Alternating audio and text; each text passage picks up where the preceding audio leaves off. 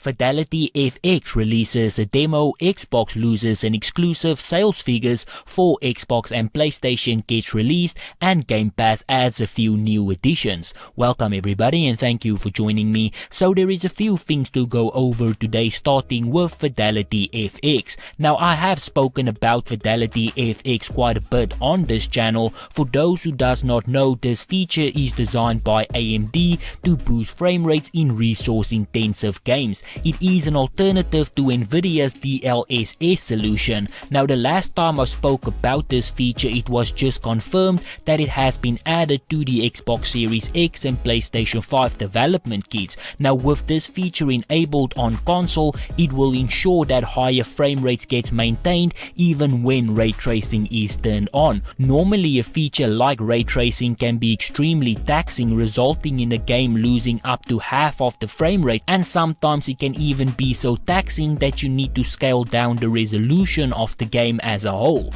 Now FidelityFX ensures that things like that does not happen, creating a much smoother and more playable gaming experience. Now the reason why we are talking about this again is because AMD released a demo showing off exactly what we can expect. Game Radar reports AMD showed off FSR, part of the FidelityFX toolbox, this week with a demo of Godfall running on the RTX graphics card. AMD's internal testing shows a 59% frame rate boost with Godfall running at 4K with ultra quality enabled. This frame rate boost increases as we go down the list of quality settings. FSR also supports normal quality, balance and performance mode, with the result for the latter more than tripling Godfall's FPS. When it launches on PC on the 22nd of June, FSR will also be available for a range of other GPUs and platforms, including many popular Nvidia cards. AMD repeatedly stressed that it will support all modern AMD GPUs, seemingly including the chips in the new generation consoles.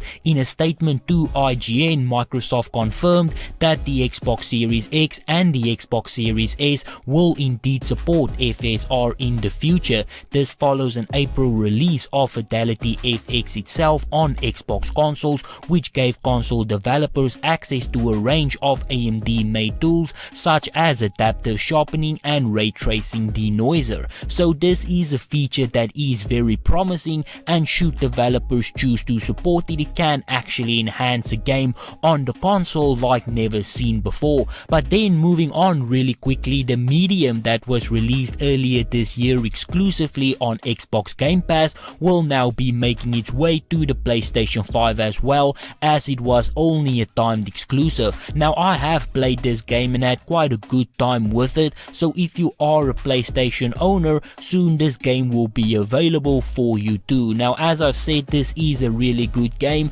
so I am glad that more people will be able to experience it. But then moving on to a bit of a revenue update for the Xbox Series X and the PlayStation 5, it seems that both these consoles are doing very well. Finbolt have released a report that shares the sale revenue of both of these consoles at an average of $449 per unit. The PlayStation has made $3.8 billion and Xbox at a price of $399 per unit has made $2.04 billion, which shows a really healthy growth for both systems. Based on my calculations, PlayStation sold just under 8.5 million units and Xbox 5.1 million units. But then moving on, there is quite a few updates that will be coming to Xbox Game Pass. As per Xbox Wire, the following games will be joining the service. Up first, Wild at Heart. You can explore a beautiful handcrafted world filled with charming puzzles and deep secrets. This is a whimsical story centered around two children that escape to a fantastical island filled with magical creatures to befriend an oddball order of guardians who have lost their way. This game will be available on cloud today. Then For Honor will be available through cloud and console, and in this game war marches across the land of Heathmoor as heroes from rival factions clash in an unending battle. Use your finely honed skills to emerge victorious in a variety of thrilling single player and brutal multiplayer modes.